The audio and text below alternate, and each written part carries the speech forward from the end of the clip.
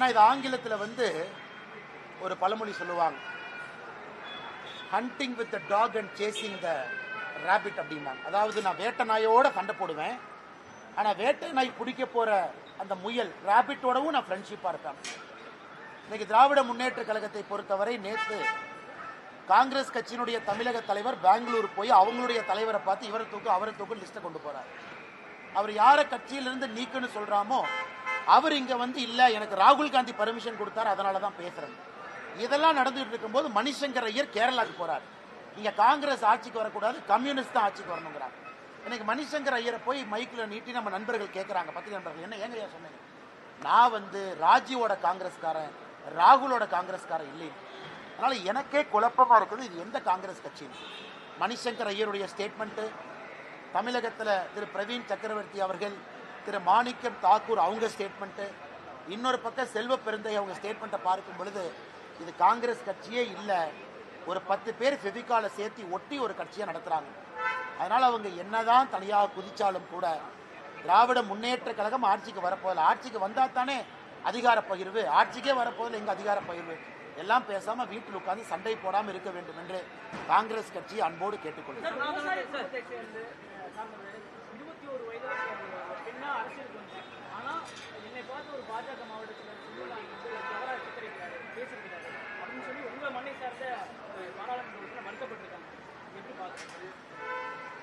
அக்கா ஜோதிமணி அவர்கள் மீது 1008 கருத்து வேறுபாடுகள் இருந்தாலும் பாராளுமன்றத்தில் சமீபத்தில் அவருடைய நடவடிக்கை வெல் ஆஃப் த ஹவுஸ்ல அவர்கள் நடந்து கொண்ட விதம் ஏற்புடையதாக இல்லை என்றாலும் கூட ஒரு தனி மனித விமர்சனத்தை யாராக இருந்தாலும் கூட வைப்பது ஏற்புடையது அல்ல.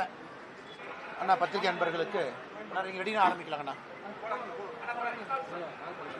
பத்திரிகை அன்பர்களுக்கு எங்களுடைய வணக்கத்தை தெரிவித்துக் கொள்கின்றோம். இன்று சட்டமன்றத்தில் திராவிட முன்னேற்ற கழகத்தினுடைய அரசு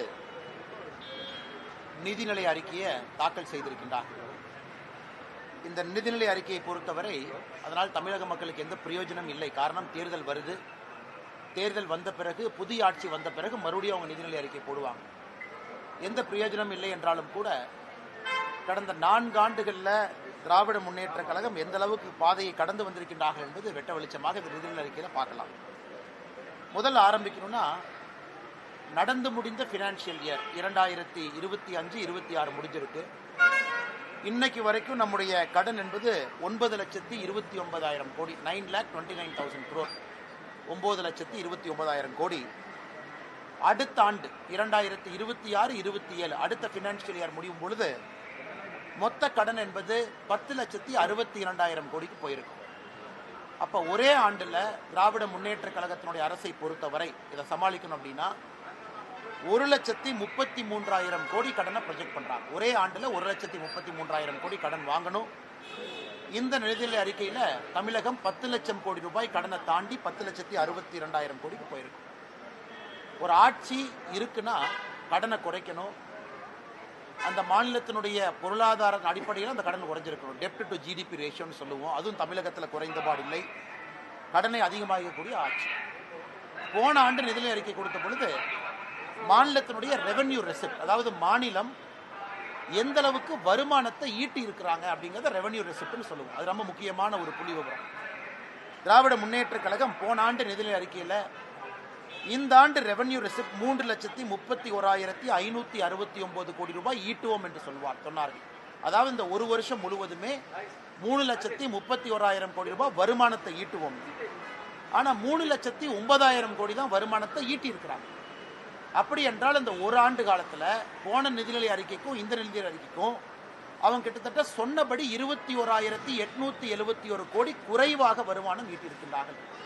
அப்படி என்றால் இது வருமானம் ஈட்டாத ஒரு அரசு, கடனை வாங்கி செலவு செய்யக்கூடிய அரசு என்பது நமக்கு ஊர்ஜியமாகுது. ஹையர் எஜுகேஷன், காலேஜ் ஹையர் எஜுகேஷனுக்கு பட்ஜெட் போட்டிருக்கிறாங்க 8,505 கோடி. ஆனால் போன பட்ஜெட்டுக்கும் இந்த பட்ஜெட்டுக்கும் பார்த்தீங்கன்னா இது வெறும் 11 கோடி மட்டும்தான் அதிகம். அண்ணா பல்கலைக்கழகத்தை புதுப்பிக்க போகிறோம், அதுக்கு நாங்கள் 1,380 கோடி ரூபாய் செலவு செய்ய போகிறோம்னு சொல்கிறாங்க இதே நிதிநிலை அறிக்கையில். ஆனால் உயர்கல்வித்துறையினுடைய பட்ஜெட்டை வெறும் 11 கோடி ரூபாயை உயர்த்திவிட்டு அண்ணா பல்கலைக்கழகத்தினுடைய புதுப்பிப்புக்கு 1380 கோடி ரூபாய் நாங்கள் கொடுப்போம்னா பணம் எங்கிருந்து வரும்? அது ஒரு ஏமாற்று வேலை. ரொம்ப ஆச்சரியம் என்னன்னா, திராவிட முன்னேற்ற கழகம் ஆட்சிக்கு வந்த பொழுது cross enrolment in higher education, அதாவது 12ஆம் வகுப்பை தாண்டி மேலே படிக்கக்கூடியவங்க இந்தியாவில் தமிழகம் அதிகமாக 49 விழுக்காடு இருந்தது cross enrolment in higher education. இந்த நிதிநிலை அறிக்கை பார்க்கும் பொழுது அது 47 விழுக்காடுக்கு வந்திருக்கு. அப்படின்னா 2% இந்த திராவிட மாடல் ஆட்சியில் 2% மேற்படிப்பு படிக்கக்கூடிய மாணவர்களுடைய படிப்பு என்பது 2 விழுக்காடு மொத்தமாக குறைந்திருக்கிறது. அது மட்டும் இல்லைங்க, இன்னைக்கு விபி ராம்ஜி இந்த 100 நாள் வேலைவாய்ப்பு திட்டம் என்பது 125 நாள் வேலைவாய்ப்பு திட்டமாக விபி ராம்ஜியாக மாறி இருக்கிறது. போன ஆண்டு 29,000 கோடி 29,465 கோடி ஒதுக்கிய திமுக அரசு இந்த ஆண்டு வெறும் 28,687 கோடி ஒதுக்கி இருக்கிறாங்க. எதற்காக இதை கேட்கிறேன் அப்படின்னாங்க, இன்னைக்கு திராவிட முன்னேற்ற கழகத்தை பொறுத்தவரை 150 நாள் கொண்டு வருவோம் என்று சொன்னார்கள். இன்னைக்கு அதைவிட குறைவாக ஒதுக்கி இருக்கின்றார்கள். 40% விபி ராம்ஜியினுடைய பட்ஜெட்டை மாநில அரசு கொடுக்கணும். இதிலிருந்தே தெளிவாக தெரிகிறது, தமிழ்நாட்டில் இவங்க இந்த 125 நாள் வேலை வாய்ப்பு என்பது வெறும் ஒப்புகை சப்பானியாக மட்டும்தான் பேசிக் கொண்டிருக்கின்றார்கள். அடுத்து கலைஞர் கைவினை திட்டம். கலைஞர் கைவினை திட்டம் உங்களுக்கு தெரியும், மத்திய அரசு நாம் ஒரு திட்டத்தை கொண்டு வந்தோம், கைவினை கலைஞர்களுக்கு நம்ம லோன் கொடுக்குறோம். அந்த கலைஞர் கைவினை திட்டத்தில் வெறும் 23,879 பேர் தான் அப்ளிகேஷனை கொடுத்துருக்குறாங்க. ஆனால் மத்திய அரசு இந்த திட்டத்தை கொண்டு வந்த பொழுது மு.க. ஸ்டாலின் அவங்க அதை நிறுத்தி வச்சாங்க. அப்பவே பல லட்சம் மக்கள் இந்த திட்டத்திற்கு அப்ளிகேஷன் கொடுத்துருந்தாங்க. மத்திய அரசினுடைய போர்ட்டலில் பல லட்சம் பேர் ரெஜிஸ்டர் பண்ணாங்க. எனக்கு தெரிஞ்சு தோராயமாக 8 லட்சத்துக்கும் சராசரியாக அந்த ரெஜிஸ்ட்ரேஷன் இருந்துச்சு தோராயமாக. ஆனால் அந்த திட்டத்தை நிறுத்திட்டு கலைஞர் கைவினை திட்டம்னு அதற்கு பதிலாக கொண்டு வந்த திட்டத்தில் வெறும் 23,879 பேர் தான் ரெஜிஸ்டர் பண்ணியிருக்காங்கன்னா அத்தனை லட்சம் பேர் எங்கே போனாங்க? அந்த கைவினை கலைஞர்களுக்கெல்லாம் ஒரு வாய்ப்பு இல்லையா? அதுவும் ஒரு ஏமாற்று வேலை என்பது மிக தெளிவாக நமக்கு தெரிஞ்சிருக்கு. இந்த பட்ஜெட்டில் அவங்க சொல்லியிருக்கிறாங்க, கோவில்கள் எல்லாம் புனரமைத்ததுக்காக நாங்கள் கடந்த 5 ஆண்டுகளில் 8,100 கோடி ரூபாய் செலவு செய்திருக்கின்றோம் என்று சொல்லியிருக்கின்றாங்க. ஆனால் எங்களை பொறுத்தவரை வெறும் 82 கோடி ரூபாய் தான் செலவு செஞ்சிருக்கிறாங்க. ஒருவேளை இவங்க 8,100 கோடி ரூபாய் செலவு செஞ்சிருக்கிறாங்கன்னா இவங்க ஒரு வெள்ளை அறிக்கையாக தமிழகத்தில் இந்த திராவிட முன்னேற்ற கழகம் தலைமையிலான இந்த ஆட்சி, திராவிட மாடல் ஆட்சி எப்படி 8,100 கோடி ரூபாய் கோவிலுக்கு செலவு செய்திருக்கின்றோம் என்பதை ஒரு வெள்ளை அறிக்கையாக விடுகின்றோம். ஸோ மொத்தத்தில் சொல்லணும்னா நம்முடைய விவசாயத்துறை என்பது வெறும் 3% தான் வளர்ந்துருக்கு. தமிழக மக்கள் நல்லா புரிஞ்சுக்கணும். குஜராத்தில் மோடி அவர்கள் ஆட்சியில் இருந்த பொழுது 10 ஆண்டு காலம் வருடத்திற்கு 10 விழுக்காடு விவசாயம் வளர்ந்துச்சு. வெறும் 3 விழுக்காடு மட்டும்தான் விவசாயத்தை வளர்த்திருக்கிறாங்க. மத்திய அரசு கொடுத்திருக்கக்கூடிய PLI ஸ்கீம் மூலமாக தமிழகத்திற்கு இன்னைக்கு எலக்ட்ரானிக் நிறைய கிளஸ்டர்ஸ் வந்திருக்கு. அதுவும் மத்திய அரசினுடைய ப்ரொடக்ஷன் லிங்க் இன்சென்டிவ் ஸ்கீம் மூலமாக மட்டும்தான். அதை TRB ராஜா அவங்களே ஒத்துக்கிறாங்க. இன்னொரு பக்கம் ECMS scheme, electronic component manufacturing scheme, அதுவும் மத்திய அரசினுடைய திட்டம். அது மூலமாக தான் எலக்ட்ரானிக் காம்பனன்ட் கம்பெனி தமிழ்நாட்டுக்குள்ளே வருது. ஸோ மாநில அரசு சொந்தமாக ஒரு திட்டத்தை தொடங்கி அதன் மூலமாக வேலை வாய்ப்பு அவங்களால கொண்டு வர முடியல. ரெவென்யூ டிஃபிசிட் ஆயிருக்கு. போன ஆண்டுக்கும் இந்த ஆண்டுக்கும் சொன்னதை விட நான் ஏற்கனவே சொல்லியிருந்த 21,000 கோடி ரூபாய் குறைஞ்சிருக்கு. விபி ராம்ஜி பட்ஜெட் குறைஞ்சிருக்கு. உயர்கல்வித்துறை வெறும் 11 கோடி ரூபாய் ஏற்றி இருக்கிறாங்க. ஆனால் அண்ணா பல்கலைக்கழகத்துக்கு மட்டுமே 1,380 கோடி ரூபாய் தேவைப்படுகிறது. கடன் இந்த ஆண்டு 1,33,000 கோடி கடன் வாங்க போறாங்க. மொத்தமாக நம்முடைய கடன் என்பது 10,62,000 கோடி ரூபாய்க்கு 10 லட்சத்தை தாண்டி போக போகுது. ஸோ மொத்தத்தில் பார்த்தோம்னா இது ஒரு சுய புராணம். அந்த நிதியமைச்சரை நான் விமானம் வருவதற்கு முன்பு பார்த்தேன். அவரே ஒப்புக்கு சப்பானியாக பட்ஜெட்டை படிச்சுட்டு இருந்தார். எப்படியாச்சும் படிச்சுட்டா அடுத்த 5 வருஷம் எதிர்க்கட்சியில் உட்காந்துக்கலாம், இவங்களை நம்பி எந்த பட்ஜெட்டும் போட முடியாதுன்னு அவரே ஒப்புக்கு சப்பானியாக அந்த பட்ஜெட்டை கஷ்டப்பட்டு படித்து கொண்டிருப்பதாகத்தான் பார்த்தேனோ தவிர தமிழக மக்களுக்கு உருப்படியாக பிரயோஜனமாக இந்த பட்ஜெட்டில் எதுவும் கிடையாது என்பது உண்மை. ஏன்னா மற்ற அரசியல்வாதிகள் சும்மா பேசிட்டு போயிடுவாங்க. நான் புள்ளி விவரத்தோடு சொல்லுகின்றேன். முக்கியமான விஷயத்தை சொல்கிறேன், கடனை சொல்கிறேன், ரெவென்யூ ரெசிப்டை சொல்கிறேங்க, உயர்கல்வித்துறையை சொல்கிறேன், விபி ராம்ஜி சொல்கிறேன், உயர்கல்வித்துறையினுடைய என்ரோல்மெண்ட்டை சொல்கிறேன். எல்லாமே அதில் பாலாத்து கொண்டு போயிட்டு என்ன திராவிட மாடல் அரசு? அதிலிருந்து தெளிவாக தெரிகிறது, தமிழகத்திற்கு 0 ரூபாய் 0 ரூபாய் கொடுத்த பட்ஜெட்டுக்கு எதுவுமே பிரயோஜனம் இல்லை. அதனால தான் இவங்களே பட்ஜெட்டுக்கு முன்னாடி வீடு வீடாக சென்னையில் போய் முட்டையை கொடுத்தாங்க. மத்திய அரசு முட்டை கொடுக்குது. அப்போ எனக்கு தெரியல, இன்னைக்கு தான் புரியுது இவங்க பட்ஜெட்டில் முட்டையை கொடுப்பதற்காக சென்னை மூலம் முட்டை கொடுத்தாங்க என்பது.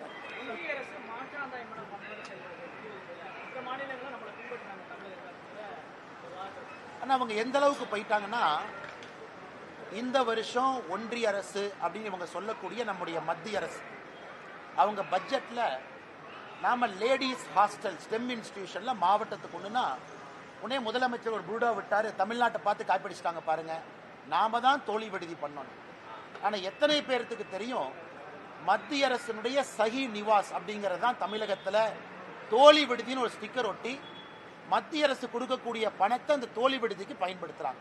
இந்த பட்ஜெட்லையும் தோழி விடுதியை பற்றி பேசியிருக்காங்க. ஆனால் தப்பு இல்லை, கொண்டு வாங்க. ஆனால் மத்திய அரசு அக்னாலேஜ் பண்ணுங்க, இது மத்திய அரசு திட்டம்னு சொல்லுங்க. நீங்கள் சொல்கிறீங்க கலைஞர் கனவு திட்டம், கனவு இல்லம் திட்டம்ங்கிறீங்க, அது மத்திய அரசினுடைய திட்டம் இல்லையா? மத்திய அரசுக்கு பணம் கொடுக்கலையா? அதனால் வெறும் பொய்யை பேசி பேசி நீங்கள் சொல்லாட்டி கூட பரவாயில்ல, இந்த முறை மத்திய அரசினுடைய பட்ஜெட்டில் இந்த லேடிஸ் ஹாஸ்டலை இந்தியா முழுவதும் கொண்டு வரும்போது ஒரு திமுக அமைச்சர் சொன்னார், பாருங்க நம்ம தோழி விடுதியை எல்லா பக்கம் கொண்டு போறாங்க. இதுதான் திராவிட மாடல் ஆட்சியினுடைய சாதனை. மத்திய அரசினுடைய சஹி நிவாஸ் திட்டத்தை எடுத்து தோழி விடுதியின் பேரை மாற்றி அதை மறுபடியும் மத்திய அரசின் மீது பழிய போடுறாங்க. அதனால் மொத்தமாக சொல்ல வேண்டும் என்றால் மத்திய அரசு நிறைய கொடுக்குறாங்க. நீங்க போய் கையெழுத்து போட்டு PM ஸ்ரீ ஸ்கூல் வருவதற்காக கையெழுத்து போட்டு கேரளா கையெழுத்து போட்டு வாங்கியிருக்கின்றார்கள். ஒரு மாநிலமும் போடும் பொழுது சொன்னதை மாற்றி பேசி திரும்ப வந்து இன்னைக்கும் தர்மேந்திர பிரதான் அவர்கள் சொல்வது என்ன? MOUவை சைன் பண்ணுங்க, பணத்தை வாங்கிக்கங்க. மத்திய அரசை பொறுத்தவரை எங்கேயும் மாற்றாந்தாய் மனப்பான்மையோடு அணுகவில்லை. மாநில அரசு தான் வேண்டுமென்றே மத்திய அரசின் மீது ஓர வஞ்சனையோடு தமிழகத்திற்கு எதுவும் வரக்கூடாது. இன்னைக்கு நான் சொல்றேங்க, இதே பட்ஜெட்ல தங்கம் தென்னரசு அவங்க சொல்றாங்க மதுரைக்கு கோயம்புத்தூருக்கு மெட்ரோ ரயில் இல்லை, மத்திய அரசுனால மெட்ரோ ரயில் இல்லை. நான் கேட்கிறேன், மத்திய அரசு டீடைல்டு ப்ராஜெக்ட் ரிப்போர்ட்டை மாற்றி கொடுங்கன்னு கேட்ட பிறகு 5 மாசம் ஆச்சு, 4.5 மாசம் ஆச்சு. நீங்க டீடைல்டு ப்ராஜெக்ட் ரிப்போர்ட்டை சப்மிட் பண்ணீங்களா? சப்மிட் பண்ணது என்ன தேதி அப்படிங்கிறது தமிழக மக்களுக்கு சொல்லுங்க. அதை சொல்லாம சட்டப்பேரவையில் கோயம்புத்தூருக்கும் மதுரைக்கும் மெட்ரோ ரயில் வராது காரணம் மத்திய அரசு இன்னைக்கும் இந்த பட்ஜெட்ல அண்ணன் தங்கம் தென்னரசு அவர்கள் ஒரு பைய சொல்றாங்க. இதை எப்படி ஏற்றுக்க முடியுங்கண்ணா?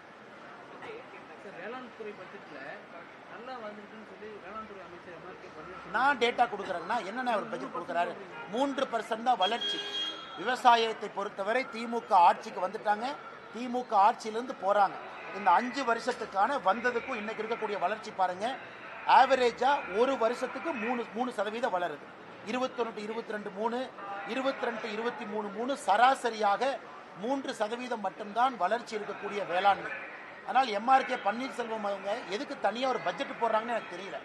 வெறும் 3% வளரக்கூடிய வேளாண் துறை பட்ஜெட்டு, அல்ல வேளாண் துறையினுடைய வயிற்றில் அடிக்கக்கூடிய ஒரு துறைக்கு எதுக்காக தனி பட்ஜெட்டு?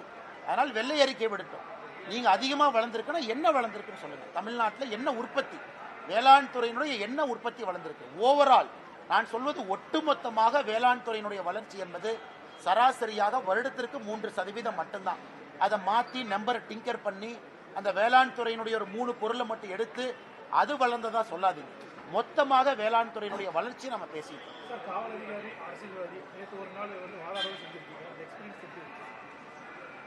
ஆனால் நேற்று ஒரு நல்ல ஒரு அனுபவங்கன்னா, அதாவது நம்முடைய வழக்கை நாம ஒரு நீதிமன்றத்தில் வழக்காடும் பொழுதுதான் அது எவ்வளவு கஷ்டமான ஒரு வேலை, எவ்வளவு ப்ரிப்பரேஷன் பண்ணணும், எந்த அளவுக்கு நம்முடைய வழக்கறிஞர் பெருமக்கள் அந்த கருப்பு உடையை அணிந்து ஒரே நாளில் அவங்க 5 கேஸ் 6 கேஸ்லாம் பண்ணுறாங்க, நம்ம ஒரு கேஸ் தான் பண்ணுறோம். அதனால் வழக்கறிஞர்கள் நண்பர்கள் மீது எனக்கு தனிப்பட்ட ஒரு மரியாதை மதிப்பு அதிகமாக இருக்குது. அதே போல் எனக்கும் ஒரு பெரிய அனுபவம், கற்றுக்கொள்வதற்கு ஒரு வாய்ப்பு.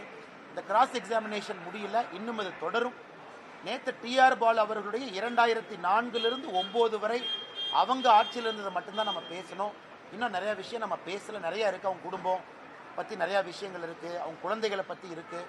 ஏன்னா மொத்தமாக நாம் TR பாலு மற்றும் அவர்கள் குடும்பத்தினரை பற்றி DMK ஃபைல்ஸில் பேசியிருக்கோம். அதை அனைத்தையும் வருகின்ற காலத்தில் பேசுவதற்கு ஒரு வாய்ப்பு கிடைக்கும். 1000 ரூபாய் கொடுக்க தடுத்தால் 5000 ரூபாய் கொடுப்பேன் என்று போஸ்டர் எல்லாம் போட்டிருக்காங்க திமுக சார்பாக. ஆனால் முடிச்சு கூட வந்துடுறேன். திராவிட முன்னேற்ற கழகத்தை பொறுத்தவரை பீகாரில் 10,000 ரூபாய் பெண்களுக்கு கொடுக்கப்பட்டது. தேர்தல் ஆணையம் எங்கேயும் அது தவறுன்னு சொல்லல. ஏன்னா அது ஒரு ஸ்கீமா கவர்மெண்ட் அறிவிச்சு கொண்டு வந்தாங்க. மகாராஷ்டிரால 2100 ரூபாய் நம்முடைய சகோதரிகளுக்கு கொடுக்கப்பட்டது. அதையும் தேர்தல் ஆணையம் தடுக்கல. இவங்க இன்னைக்கு சொல்லட்டும், இந்தியாவில் வேற ஏதாச்சும் ஒரு மாற்று கட்சி நண்பர்கள் மோடி அவர்கள் ஆட்சிக்கு வந்த பிறகு எங்கேயாச்சும் மத்திய அரசு தடுத்திருக்காங்களா? ஏன்னா தேர்தல் ஆணையத்தை பத்தி நாம பதில் சொல்ல முடியாது, இண்டிபெண்டன்ட் ஏஜென்சி. தேர்தல் ஆணையமும் தடுக்கல. அப்படி இருக்கும் பொழுது இவராக ஒரு புரளியை கிளப்பி, இவராக கோடை காலத்திற்கு 2000 ரூபாய் கொடுக்கணும்னு இவராக கிளம்பி, இதுக்கு முன்னாடி தமிழ்நாடு கோடை காலத்தில் எத்தனை பேர் இறந்திருக்கிறாங்க? அந்த கோடை காலம் ஞாபகத்துக்கு இல்லையா? 2001, 2 அந்த காலகட்டத்தை விடுங்க. 21, 22, 23, 24 எதுவுமே இல்லாம இவர் 5000 ரூபாய் கொடுப்பதற்காக கொடுங்க. பெண்களுக்கு போற எந்த பணத்தையும் யாரும் தடுக்க போவதில்லை. 1000 ரூபாய் அறிவிச்சிருக்கிறீங்க, 1000 ரூபாய் கொடுங்க. நம்முடைய கூட்டணி 2000 ரூபாய் அறிவித்திருக்கின்றோம். ஏப்ரலுக்கு பிறகு நாங்க 2000 ரூபாய் கொடுக்கிறோம். அறிவிச்சதை கொடுங்க. ஆனா மத்திய அரசு தடுக்க போறாங்கன்னு எங்களின் மீது பொய்யை சொல்லி எதற்காக கொடுக்குறீங்க என்பதுதான் எங்களுடைய கேள்வி. அறிவிச்சதை கொடுங்க. கோடை காலத்துக்கு கொடுக்கணுமா அதையும் கொடுங்க. மக்கள் சந்தோஷமா வாங்கிக்கிட்டோம். ஆனா இந்த ஆண்டு மட்டும்தான் கோடை காலம் தெரிஞ்சதா, போன ஆண்டு தெரியலையா என்பதும் எங்களுடைய கேள்வி. கடந்த 2 மாசம் மட்டும் 9000 ரூபாய் வந்து ஒரு குடும்பத்துக்கு கொடுத்திருக்காங்க. அதாவது பாத்தீங்கன்னா பொங்கல் தொகை 3000 ரூபாய், மகளிர் உரிமை 4000 ரூபாய், இந்த மாதம் 5000 ரூபாய், கிட்டத்தட்ட 9000 ரூபாய் கொடுத்திருக்காங்க. இதுக்கான தொகை கொடுத்ததுக்கான காரணம் என்ன நினைக்கிறீங்க? தேர்தல் தான் நினைக்கிறீங்க? கொடுக்கட்டுங்கண்ணா. பொங்கலுக்கு வந்து மக்களுக்கு கொடுக்கணும், தவறு இல்லை. மாதம் கொடுக்கணும், தவறு இல்லை. கோடை காலத்துக்கு கொடுக்கணும், தவறு இல்லை. ஆனா திராவிட முன்னேற்ற கழகம் சொல்வது போல இந்த கோடை கால எலெக்ஷன் வர கோடை காலத்துக்கு மட்டும்தான் கொடுப்போம், மற்ற கோடை காலம் கொடுக்க மாட்டோம் என்று சொல்வதெல்லாம் அரசியல் என்பதைத்தான் மக்கள் மன்றத்தில் வைக்கிறோம். அதே நேரத்தில் நாம் புரிந்து கொள்ள வேண்டும், நாம் ஆட்சிக்கு வரும் பொழுது 2000 ரூபாய் என்று சொல்லி இருக்கின்றோம். அதையும் மக்கள் புரிந்து கொண்டிருக்கின்றார்கள். திராவிட முன்னேற்ற கழகம் கொடுத்திருக்கக்கூடிய அந்த 3000, 5000, 8000 ரூபாய் என்பது தேர்தலுக்காக மட்டும்தான் கொடுக்கிறாங்கன்னு மக்களுக்கு தெரியும்.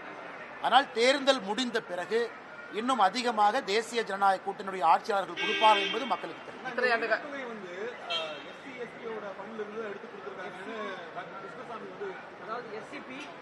ஆனா தமிழகத்தில் உரிமை தொகை வாங்கக்கூடிய நம்முடைய சகோதரிகள் தாய்மார்கள் 32 விழுக்காடு பட்டியல் சமுதாயத்தை சார்ந்த நம்முடைய அன்பு சகோதரிகள் தாய்மார்கள் 32%.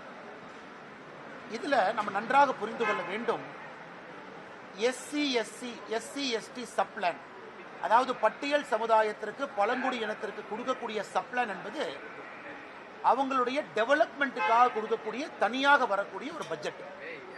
அது நேரடியாக அவர்களுக்கு அவர்களுடைய வளர்ச்சிக்காக பயன்படுத்தணும். ஆனா இன்னைக்கு மாநில அரசு என்ன சொல்றாங்க, 32 விழுக்காடு இதுல எஸ்சி எஸ்டியை சார்ந்த சகோதர சகோதரிகள் இருக்கிறனால இந்த பிளான் அப்படியே டைவர்ட் பண்ணி கொடுக்கிறேன் அப்படிங்கிறது ஏற்புடையது கிடையாது. பொது பட்ஜெட்டில் இருந்து தான் நீங்க கொடுக்கக்கூடிய பணத்தை கொடுக்கணும். ஏன்னா நீங்க தேர்தல் வாக்குறுதி. எஸ்சி எஸ்டி சப்ளான் என்பது அந்த சமுதாயத்தினுடைய வளர்ச்சிக்காக, உயர்வுக்காக, அவர்களுக்கு நல்ல திட்டங்களை கொடுப்பதற்காக கொடுக்கப்பட்டது. ஆனால் ஏற்கனவே சொன்னது போல அக்கவுண்டிங் ஃப்ராட், இது அக்கவுண்டிங் ஃப்ராடுன்னு தான் சொல்லணும். மாநில அரசை பொறுத்த வரைக்கும் அக்கவுண்டிங் ஃப்ராடு பண்ணித்தான், இந்த மாயாஜாலத்தை காட்டித்தான் மக்களை ஏமாற்றி கொண்டிருக்கின்றார்கள். நாங்கள் வளர்ச்சி அடைந்துட்டோம், நாங்கள் 11% வளர்ச்சி அடைஞ்சோம். விவசாயத்தில் எவ்வளவு வந்தீங்க?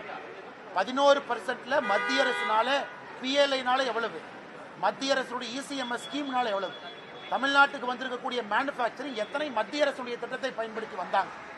எதுவுமே இல்லாம பொதுவாக வெறும் வார்த்தை ஜாலங்களையும் அக்கவுண்டிங் ஃப்ராடையும் வைத்து திராவிட முன்னேற்ற கழகம் ஆட்சியில் இருக்கிறார்.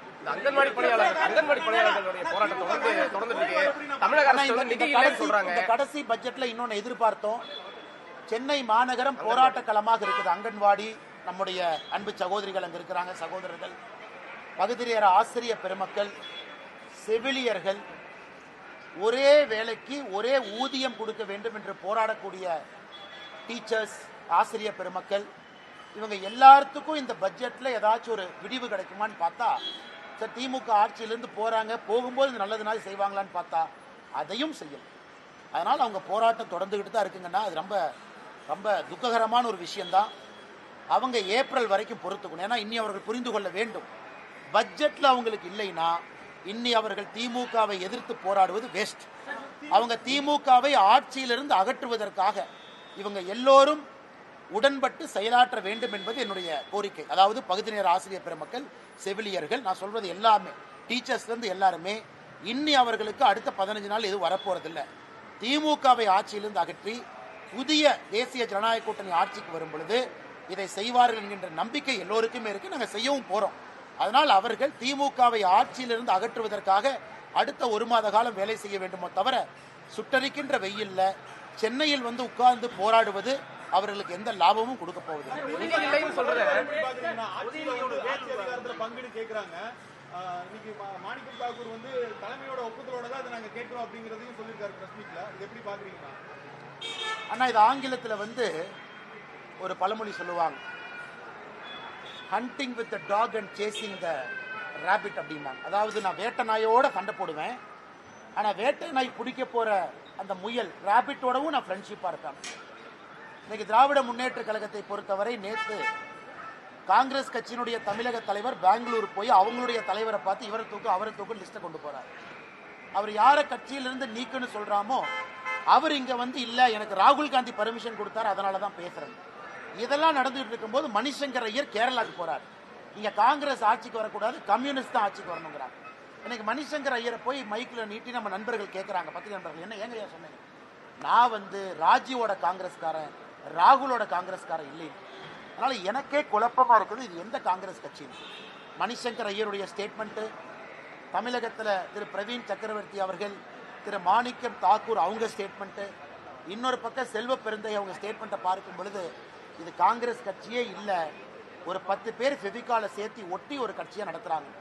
அதனால் அவங்க என்னதான் தனியாக குதிச்சாலும் கூட திராவிட முன்னேற்ற கழகம் ஆட்சிக்கு வரப்போதில்லை. ஆட்சிக்கு வந்தால் தானே அதிகார பகிர்வு, ஆட்சிக்கே வரப்போதில்லை எங்கள் அதிகார பகிர்வு. எல்லாம் பேசாமல் வீட்டில் உட்கார்ந்து சண்டை போடாமல் இருக்க வேண்டும் என்று காங்கிரஸ் கட்சி அன்போடு கேட்டுக்கொள்கிறேன்.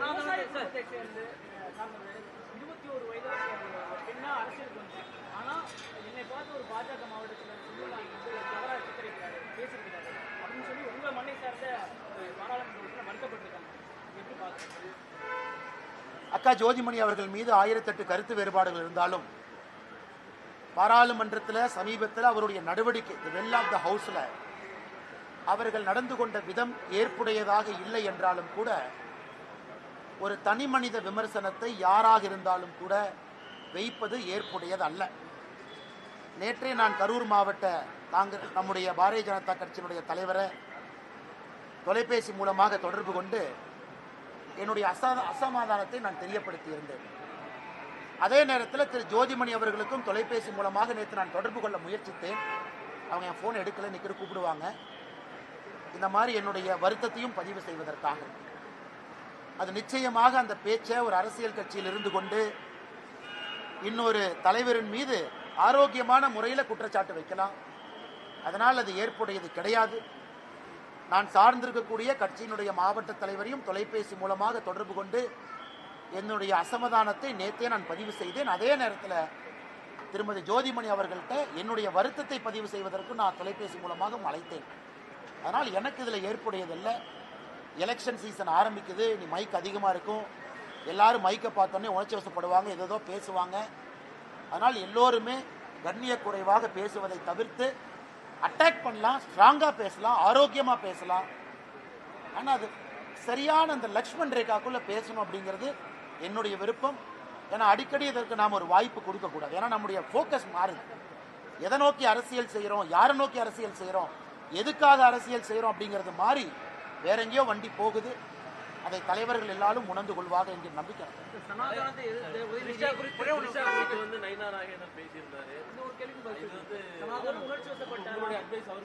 ஆனால் இல்லைங்கன்னா நேற்று முன்தினம் எங்களுடைய மாநில தலைவர் நயினார் நாகேந்திரன் அவர்கள் கோயம்புத்தூர் வீட்டுக்கு வந்திருந்தாங்க, ரொம்ப நேரம் பேசிக்கிட்டு இருந்தாங்க.